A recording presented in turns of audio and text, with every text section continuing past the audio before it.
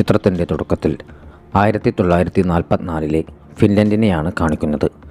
രണ്ടാം ലോകമഹായുദ്ധം അവസാനിച്ചു. എല്ലാ സൈനികരും സ്വന്തം രാജ്യങ്ങളിലേക്ക് മടങ്ങുകയാണ്. അതിനാൽ നാസി സൈന്യത്തോടും ഫിൻലൻഡ് വിട്ടുപോകാനായി ഉത്തരവിട്ടു. എന്നാൽ നാസികൾ ഫിൻലൻഡ് വിടുന്നതിനു മുൻപ് തങ്ങളുടെ വഴിയിൽ വരുന്ന എല്ലാ റോഡുകളും പാലങ്ങളും പട്ടണങ്ങളും നശിപ്പിക്കാൻ ആരംഭിച്ചു.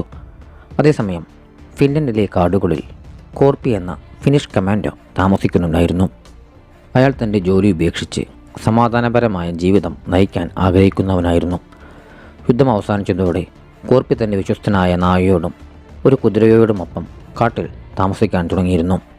അങ്ങനെയിരിക്കെ ഒരു ദിവസം കോർപ്പി പുഴയിൽ സ്വർണത്തിൻ്റെ ചില കഷ്ണങ്ങൾ കാണാനിടയായി. അത് കണ്ടപ്പോൾ പുഴയുടെ പരിസരത്ത് തീർച്ചയായും ഒരു സ്വർണ്ണഖനിയുണ്ടാകുമെന്ന് അയാൾക്ക് മനസ്സിലായി. അതിനാൽ ഖനി കണ്ടെത്താനായി അയാൾ എല്ലാ ദിവസവും ആ പുഴയ്ക്കടുത്തേക്ക് പോകാൻ തുടങ്ങുകയും മുകളിലൂടെ പറക്കുന്ന ഫൈറ്റർ വിമാനങ്ങളെ അവഗണിച്ചുകൊണ്ട് പുഴയ്ക്ക് ചുറ്റും കുഴികളെടുക്കാൻ ആരംഭിക്കുകയും ചെയ്തിരുന്നു. ദിവസങ്ങളോളം കുഴിച്ചതിന് ശേഷം ഒരു കുഴിയിൽ നിന്ന് അയാൾക്ക് ധാരാളം സ്വർണം ലഭിച്ചു. അത് കണ്ടപ്പോൾ അയാൾക്ക് വളരെ സന്തോഷം തോന്നി. സന്തോഷത്തോടെ അയാൾ കരഞ്ഞു. കാരണം ആ സ്വർണം അയാളുടെ ജീവിതം മാറ്റാൻ പോവുകയാണെന്ന് അയാൾക്കറിയാമായിരുന്നു. കോർപ്പി ആ സ്വർണമെടുത്ത് തൻ്റെ ടെൻറ്റിൽ ഒളിപ്പിച്ചു. ആരെങ്കിലും സ്വർണം മോഷ്ടിക്കുമോ എന്നുള്ള പേടി കാരണം അയാൾ രാത്രി മുഴുവൻ ഉണർന്നിരുന്ന് അതിനെ കാവൽ നിന്നു. അടുത്ത ദിവസം രാവിലെ കോർപ്പി സ്വർണമെല്ലാം ഒരു ബാഗിലാക്കി കുതിരപ്പുറത്ത് കയറി അവിടെ നിന്നും പോവുകയാണ്. കൂടെ അയാളുടെ നായയും ഉണ്ടായിരുന്നു. ഏതാനും മണിക്കൂറുകൾ സഞ്ചരിച്ചപ്പോൾ വഴിയിൽ നാസി സൈന്യത്തിലെ ജനറൽ ബ്രൂണോയെ കോർപ്പി കാണാനിടയായി. ബ്രൂണോ തൻ്റെ സൈനികർക്കൊപ്പം അതുവഴി കടന്നു പോകുന്നുണ്ടായിരുന്നു. ബ്രൂണോയുടെ പക്കൽ കരുത്തുറ്റ ഒരു ടാങ്ക് ഉണ്ടായിരുന്നു. കൂടാതെ അയാൾ പല ഫിനിഷ് സ്ത്രീകളെയും തട്ടിക്കൊണ്ടുവന്ന് കൂടെ കൊണ്ടുപോകുന്നുണ്ടായിരുന്നു. യഥാർത്ഥത്തിൽ ആ സൈനികരെല്ലാം ആ സ്ത്രീകളോട് വളരെ മോശമായ രീതിയിലാണ് പെരുമാറിയിരുന്നത്. പിന്നീട് വുൾഫ് എന്നൊരു സൈനികൻ ഒരു സ്ത്രീയോട് ബലമായി ബന്ധപ്പെടുകയാണ്. അല്പസമയത്തിനകം തന്നെ കോർപ്പി ബ്രൂണോയെ കാണുകയും സൈനികരെയെല്ലാം അവഗണിച്ചുകൊണ്ട് മുന്നോട്ട് പോകാൻ ആരംഭിക്കുകയും ചെയ്തു. അപ്പോൾ വുൾഫ് ബ്രൂണോയുടെ അടുത്ത് വന്ന് കോർപ്പിയെ കൊല്ലാനായി തോക്കുയർത്തി. എന്നാൽ ബ്രൂണോയെ അവനെ തടഞ്ഞുകൊണ്ട് പറഞ്ഞു, അയാൾ എങ്ങനെയായാലും മരണത്തിലേക്കാണ് പോകുന്നത്. കാരണം നമ്മുടെ ഒരു സംഘം പുറകിൽ വരുന്നുണ്ട്. ഇതിനുശേഷം കോർപ്പി അവിടെ നിന്നും മുന്നോട്ടേക്ക് നീങ്ങി. അവിടെ നിരവധി ശവങ്ങൾ അയാൾ കാണുകയാണ്. സത്യത്തിൽ നാസി സൈനികർ ആളുകളെ കൊന്നൊടുക്കിക്കൊണ്ടാണ് രാജ്യം വിട്ടുപോയിരുന്നത്. എന്നാൽ കോർപ്പിക്ക് ആ ശവങ്ങൾ കണ്ട് ഒരു പേടിയും തോന്നിയില്ല. കാരണം ലോകമഹായുദ്ധ സമയത്ത് അയാളും ഒരുപാട് പേരുടെ ജീവൻ എടുത്തിട്ടുണ്ട്. അല്പദൂരം പോയപ്പോൾ 4 നാസി സൈനികരുള്ള ഒരു ട്രക്ക് കോർപ്പി കാണാനിടയായി. ആ സൈനികർ കോർപ്പിയോട് കുതിരപ്പുറത്ത് നിന്ന് ഇറങ്ങാനായി ആവശ്യപ്പെട്ടു. അവർ അയാളുടെ ബാഗ് പരിശോധിച്ചു. അങ്ങനെ അവർക്ക് കോർപ്പിയുടെ സ്വർണം കണ്ടുകിട്ടുകയാണ്. അതിനാൽ അവർ ആ സ്വർണം കൈക്കലാക്കാനായി തീരുമാനിച്ചു. അവർ തൻ്റെ സ്വർണം തട്ടിയെടുത്ത് തന്നെ കൊല്ലുമെന്ന് കോർപ്പിക്കും മനസ്സിലായി. അതിനാൽ അയാൾ ആദ്യം തൻ്റെ നായയോട് ഓടി രക്ഷപ്പെടാനായി പറഞ്ഞു. നായ ഓടുന്നത് കണ്ട് ഒരു സൈനികൻ അതിനു നേരെ വെടിവെക്കുന്നുണ്ടെങ്കിലും ഒരു വെടിയുണ്ട പോലും നായയ്ക്ക് കൊണ്ടിരുന്നില്ല. നായ അങ്ങനെ അവിടെ നിന്നും രക്ഷപ്പെട്ടു. പിന്നീട് ഒരു സൈനികൻ കോർപ്പിയെ വയസ്സനെന്ന് വിളിച്ച് വെടിവെക്കാനായി ശ്രമിച്ചു. പക്ഷേ പെട്ടെന്ന് കോർപ്പി തൻ്റെ കത്തി പുറത്തെടുത്ത് അയാളുടെ തലയിൽ കുത്തിയിറക്കി. അതോടെ ആ സൈനികൻ അവിടെ വെച്ച് തന്നെ മരിച്ചു. ഇത് കണ്ട് മറ്റു സൈനികർ പ്രതികാരം ചെയ്യാനായി ശ്രമിച്ചു. പക്ഷേ കോർപ്പി വേഗത്തിൽ മുന്നോട്ട് വന്ന് തൻ്റെ കത്തി കൊണ്ട് അവരെയെല്ലാം കൊല്ലാൻ ആരംഭിച്ചു. അങ്ങനെ ഒരു സൈനികൻ്റെ ശരീരം പരിചയാക്കി വെടിയുണ്ടകളിൽ നിന്ന് അയാൾ രക്ഷപ്പെട്ടു. അതിനുശേഷം ഒരു സൈനികനെ ഹെൽമറ്റ് കൊണ്ടടിച്ചു കൊന്നു. ബാക്കിയുള്ള സൈനികൻ അയാളെ പുറകിൽ നിന്നും പിടിക്കാൻ ശ്രമിക്കുമ്പോൾ കോർപ്പി അയാളുടെ കൈ തിരിക്കുകയും സ്വന്തം തോക്കുകൊണ്ട് വെടിവെച്ച് കൊല്ലുകയും ചെയ്തു.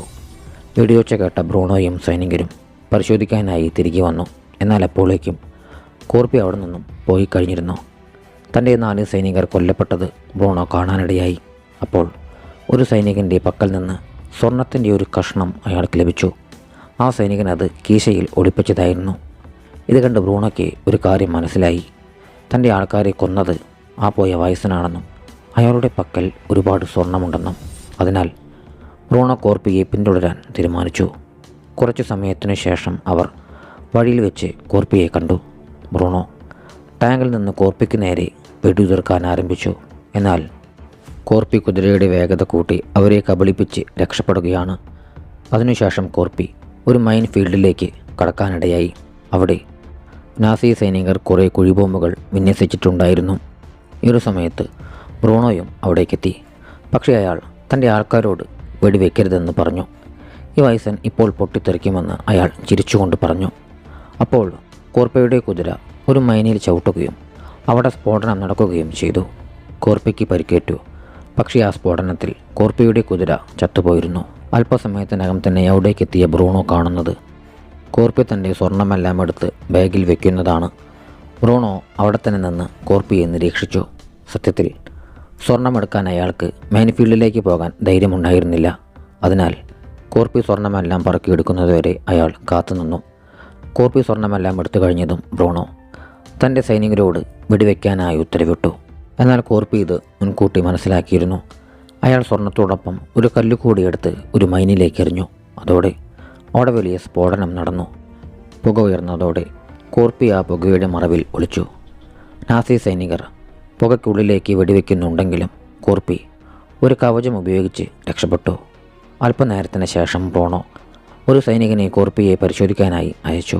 പക്ഷേ കോർപ്പി അയാളുടെ ദേഹത്തേക്ക് ഒരു മൈനെറിഞ്ഞ് അയാളെ കൊലപ്പെടുത്തി. ഇത് കണ്ട് ബ്രൂണോ മറ്റ് 2 സൈനികരെ കൂടി അയച്ചു. പക്ഷേ അവരും മൈനിൽ ചവിട്ടി ദാരുണമായി കൊല്ലപ്പെട്ടു. പുക നീങ്ങിയപ്പോൾ കോർപ്പി അവിടെ നിന്നും രക്ഷപ്പെട്ടതായി അവർ മനസ്സിലാക്കി. ഇത് കണ്ട് ബ്രൂണോയ്ക്ക് വലിയ ദേഷ്യം വന്നു. അതിനാൽ 2 ഫിനിഷ് സ്ത്രീകളെ മറയാക്കി മൈൻഫീൽഡ് കടക്കാൻ അയാൾ തീരുമാനിച്ചു. വുൾഫ് ഭയന്നു മറച്ച സ്ത്രീകളെ പിടിച്ചുകൊണ്ടുവന്ന് ടാങ്കിന് മുന്നിൽ നടക്കാൻ നിർബന്ധിതരാക്കി. ഇതിനിടയിൽ ബ്രൂണോയ്ക്ക് കോർപ്പിയുടെ നായയുടെ ടാഗ് അവിടെ നിന്നും ലഭിച്ചിരുന്നു.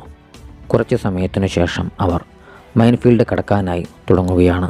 ഈ സമയത്ത് ബ്രൂണോ ടാങ്കിലെ റേഡിയോ ഉപയോഗിച്ച് കോർപ്പിയെക്കുറിച്ചുള്ള വിവരങ്ങൾ ചോദിച്ചറിയുകയാണ്. അപ്പോൾ ഹെഡ് ഓഫീസർ അവരോട് പറഞ്ഞു, ആ വയസ്സിൻ്റെ പേര് കോർപ്പി എന്നാണ്. അയാളെ പിന്തുടരുന്നത് നിർത്തണമെന്നും കൂടാതെ കോർപ്പിയെ കണ്ടിട്ടും നിങ്ങൾ ജീവനോടെ തന്നെ ഇരിക്കുന്നത് നിങ്ങളുടെ ഭാഗ്യമാണെന്നും അയാൾ പറഞ്ഞു. കാരണം കോർപ്പി ലോക മഹായുദ്ധത്തിലെ ഏറ്റവും അപകടകാരിയായ കമാൻഡോയായിരുന്നു. ആരും അയാളുമായി ശത്രുതയുണ്ടാക്കാൻ ആഗ്രഹിച്ചിരുന്നില്ല. യുദ്ധകാലത്ത് റഷ്യൻ സൈനികർ കോർപ്പിയുടെ കുടുംബത്തെ കൊന്നുവെന്നും അതിനുശേഷം കോർപ്പി ക്രൂരനായ സൈനികനായി മാറിയെന്നും ബ്രൂണോ മനസ്സിലാക്കി. അയാൾ സ്വന്തം ഓഫീസർമാരുടെ ഉത്തരവുകൾ പോലും കേൾക്കാതെയായി.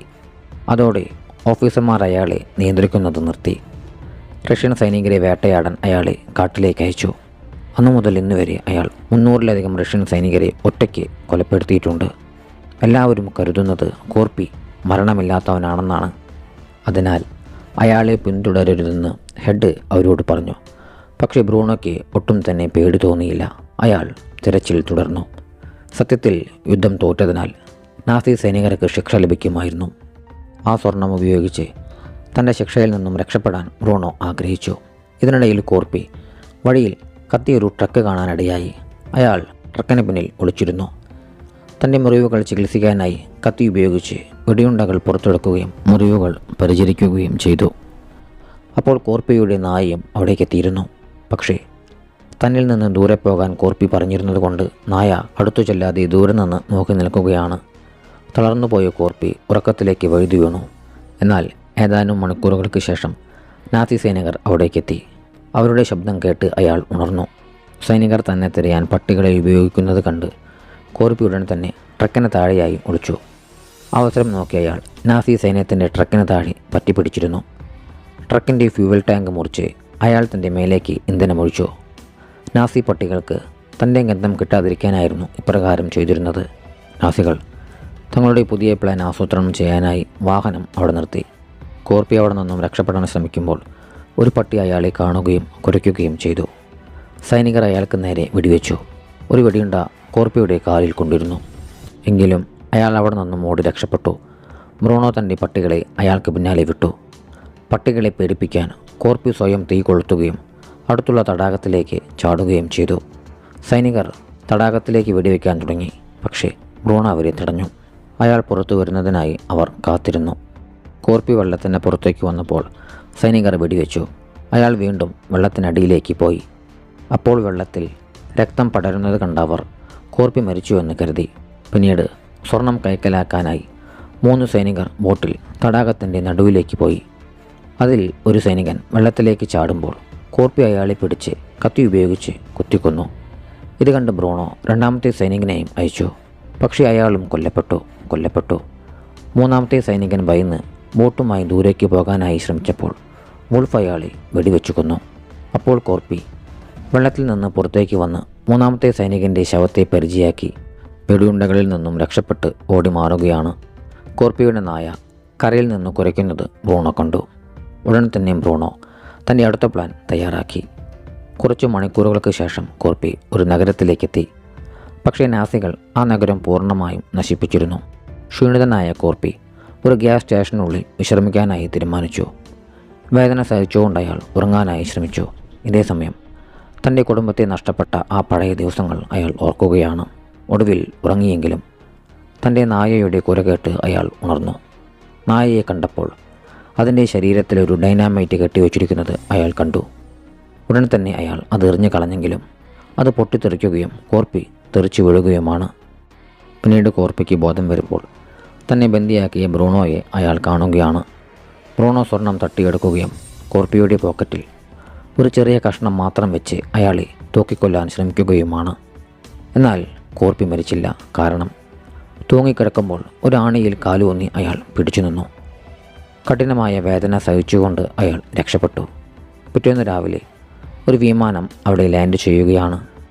അതിൻ്റെ കാറ്റിൽ തൂക്കിയിട്ടിരുന്ന കയർ പൊട്ടുകയും കോർപ്പി താഴേക്ക് വീഴുകയും ചെയ്തു. വിമാനത്തിൽ നിന്നും ഇറങ്ങിയ പൈലറ്റുമാർ കോർപ്പിയെ കൊല്ലാൻ ഭയന്നു. അവസരം നോക്കി കോർപ്പി അവരെ ആക്രമിച്ചു. ഒരാൾ തലയിടിച്ച് വീണ് ബോധം നഷ്ടമായി. രണ്ടാമത്തെ പൈലറ്റിനെ കോർപ്പി അടിച്ചു കൊന്നു.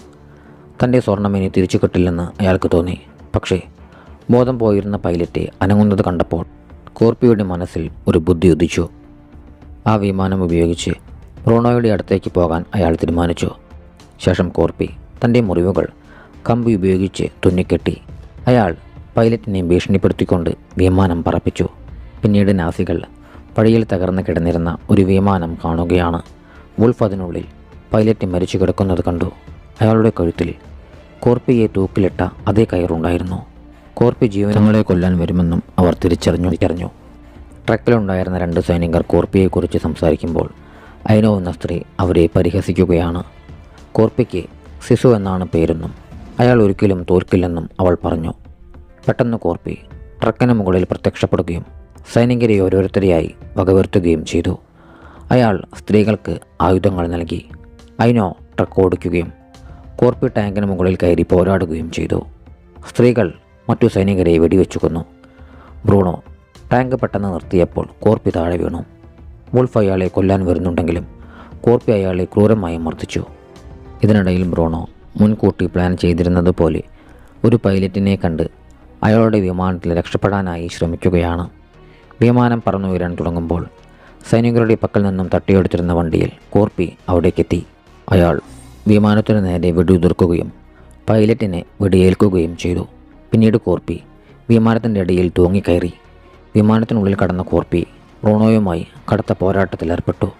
ഒടുവിൽ കോർപ്പി ഒരു ബോംബിൽ ബ്രൂണോയെ കെട്ടിയിട്ട് താഴേക്കെറിഞ്ഞു. അങ്ങനെ ബ്രൂണോ കൊല്ലപ്പെടുകയാണ്. ഇതിനോടകം തന്നെ വെടിയേറ്റിരുന്ന പൈലറ്റ് മരിച്ചിരുന്നു. ഈ സമയത്ത് വെടിയേറ്റത് മൂലം കേടുപാടുകൾ സംഭവിച്ചിരുന്ന വിമാനം താഴേക്ക് കൂപ്പുകുത്തിക്കൊണ്ടിരിക്കുകയായിരുന്നു. വിമാനം തകരാൻ തുടങ്ങുമ്പോൾ സ്വർണം മുറുകെ പിടിച്ച് കോർപ്പി മരണത്തിനായി തയ്യാറെടുത്തു. എന്നാൽ ഭാഗ്യവശാൽ വിമാനം ഒരു ചതുപ്പിലേക്കാണ് തകർന്നു വീണിരുന്നത്. അതേസമയം ഫിനിഷ് സ്ത്രീകൾ വുൾഫിനെ ടാങ്കിൽ ബന്ധിച്ചു കൊണ്ടുവരുന്നത് ഫിനിഷ് സൈന്യം കാണുകയാണ്. ഈ ഒരു സമയത്ത് കോർപ്പി വിമാനം തകർന്നു വീണിരുന്ന ചതുപ്പിൽ നിന്നും അത്ഭുതകരമായി രക്ഷപ്പെട്ട് പുറത്തേക്ക് വന്നിരുന്നു. പിന്നീട് അയാൾ ഹെൽസിങ്കി നഗരത്തിലെ ഒരു ബാങ്കിലേക്കെത്തി. അയാളുടെ രൂപം കണ്ട് എല്ലാവരും പേടിച്ചെങ്കിലും അയാൾ കൗണ്ടറിൽ സ്വർണ്ണ കഷ്ണങ്ങൾ വെച്ചുകൊണ്ട് പണമാക്കി നൽകാനായി ആവശ്യപ്പെട്ടു. ഈ രംഗങ്ങൾ കാണിച്ചുകൊണ്ടാണ് ചിത്രം അവസാനിക്കുന്നത്.